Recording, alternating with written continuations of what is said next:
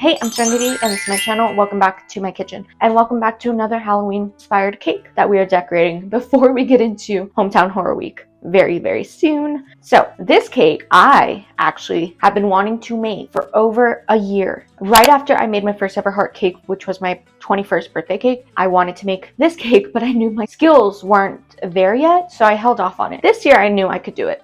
I found this picture that, yes, I printed out on Pinterest a year ago. It's been saved in my phone. I knew I wanted to recreate it, and this is what we're recreating today. Here she is, the little jack-o'-lantern cake. I think I did pretty good. I think I'd want to remake it one more time. It is giving to me the Reese's peanut butter cups. If you know, you know. I'm going to be walking you through how I color my buttercream, how I made the applique on top, how to actually make the jack-o'-lantern face, and we're actually going to cut this baby together and try it. So let's get into it.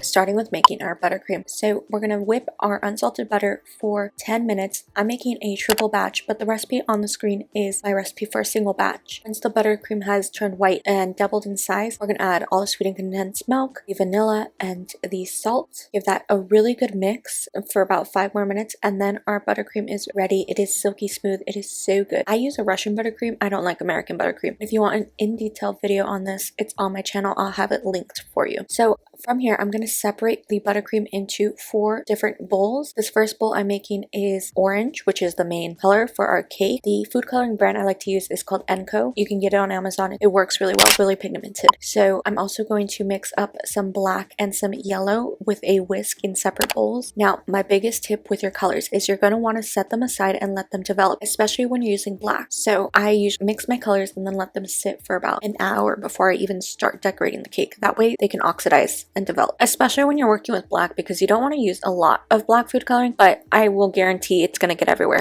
It gets everywhere. Anyways, it was time to stack and crumb coat our cake. So I'm using pumpkin and chai cake layers with a filling of cream cheese. I like to do a little border wall and then put my filling in and spread that with a small offset spatula. And we're just stacking this cake. The layers were really thin because it was like leftover batter, so ignore that. Anyways, I like to do what I call close the seams. So I'm going to pipe where each of the cake layers meet, smooth that out, and then continue with my crumb coat. That way everything is locked in. And I like to crumb coat in whites because it gives me a nice opaque base and I don't have to waste any food coloring on this. While that is setting in the freezer, we are making our lantern faces. So I printed out this template, put a sheet of parchment paper on top, taped that down, and I'm just tracing in my black, orange, and yellow colors with a small circle tip. Smooth that out and set that in the freezer to harden. This is what we call a buttercream transfer, but this is the point in the video where I tell you that all this was done on October 15th and the next part was done on October 23rd. Yes, this cake sat in the fridge for a week, mainly because it was my birthday and it was also midterms week, so don't fault me on that. Anyways, time for our top coat, and a top coat is like the final color of your cake. So of course we're using orange, smoothing that out with an offset spatula. I like to do about 1/2 inch of a border, smooth it as best as you could because we're gonna fix this later. Pop that in the freezer and then you go in with a hot offset scraper that you warm either in the fire of like the stove or in a hot cup of water. So I used the stove for this. Now those transfers we made, yeah, they weren't gonna work because they sat in that fridge for a week. So I just traced with a toothpick a jack-o'-lantern face and filled it in exactly how I showed you earlier. Now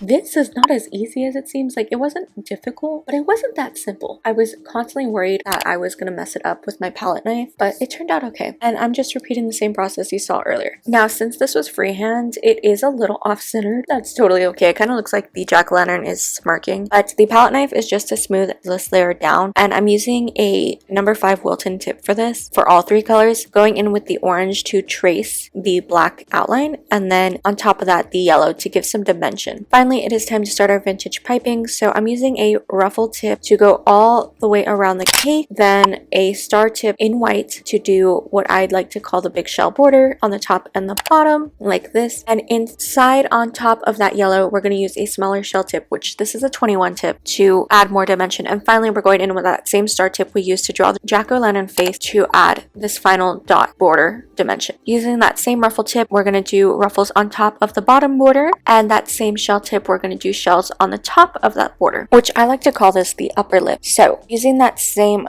dot tip that we've been using for practically everything, we're going to make orange dots all the way around the cake on the bottom layer, sandwich between that, one more layer up, we're going to use another shell tip in black to go all the way around again. Now for me, I like to make sure all my piping goes in one direction, so you'll see as I make sure everything points to the bottom of the heart. This is just like a pet peeve of mine with these heart cakes. And once that layer is done, we're going to go back in with that dot tip in orange again for our final layer. Set this in the freezer to set, and then we're going to start on our swoops. At this point, it was giving to me Thanksgiving, Charlie Brown, because I'm obsessed with Snoopy, and also Reese's peanut butter cups. But that's besides the point. The black is coming off as brown on screen. I promise you, it is not brown, it is black. Also, I don't know why the white is giving like Santa Claus and marshmallow fluff to me. Anyways, so for my swoops, in order to get them symmetrical, I like to take a drink lid and cut that lid like halfway and use this as a stencil all the way around the cake. And usually for an 8-inch cake like this one, I do 8 swoops. I'm using that same ruffle tip from earlier to create these like zigzag ruffles, and that same 21 star tip from earlier to do the star tips on top of those ruffles. Finally, that same star tip in orange and yellow, I'm going to connect each of the swoops together and place a pearl sprinkle in the center to connect them. That way, everything looks uniform, and it still is giving Thanksgiving to me. But anyways, here it is completed. It came out pretty good. And I set the cake in the fridge for 2 more days because, you know, life got busy before I actually cut it. So, you know what? This cake, she was just for content, to be honest. No one was actually eating it. But anyways, to slice this cake, you should let your cake come to room temperature. I did not. So you can see me struggling a little bit. But I always cut down the center and then 2 more times on each side. So it's 4 times going vertically, and then you just cut across your slices like this using some sort of cutting board to help take them away. That way you can plate them easier. Especially with a larger cake like this, you can easily get 16 to like 24 servings. We're gonna try the cake together. I normally don't try cake, but I'm gonna be so honest with you. This cake is pumpkin chai latte pumpkin layers, and then with cream cheese filling. But I'm gonna be honest with you, this cake has been sitting in my fridge for like 10 days. I crumb coated it on the 15th and I decorated it on the 23rd. Today's the 25th. So I have no idea if this is still gonna be any good. The cake layers are pretty good. It's just dry. That's it. Don't leave your cakes in the fridge for 10 days. Obviously, you saw me cut her, but this is before I do that. I am really happy with how the cake turned out. I'm going to do it again next year, I think. And then just like maybe use this cake to see how my skills develop over time. So don't forget to like, comment, and subscribe if you haven't already. Comment down below any sort of cake you want to see, heart cake. I don't really have much planned for November yet. I have some ideas for Christmas time. All my socials are linked down below if you want to follow me, especially for like cake content like this. I do shorter form for it. And as always, the doggo picture of the day as a palette cleanser is going to be this picture of, this is Nova. Isn't she so cute? I love Nova. Nova loves a good nap is what Nova loves. And that's all I have for you. Love you, mean it, kisses, don't think stupid, and I'll see you all next time. Bye. I know you told your friend you're not okay, and tell me what's wrong and why you never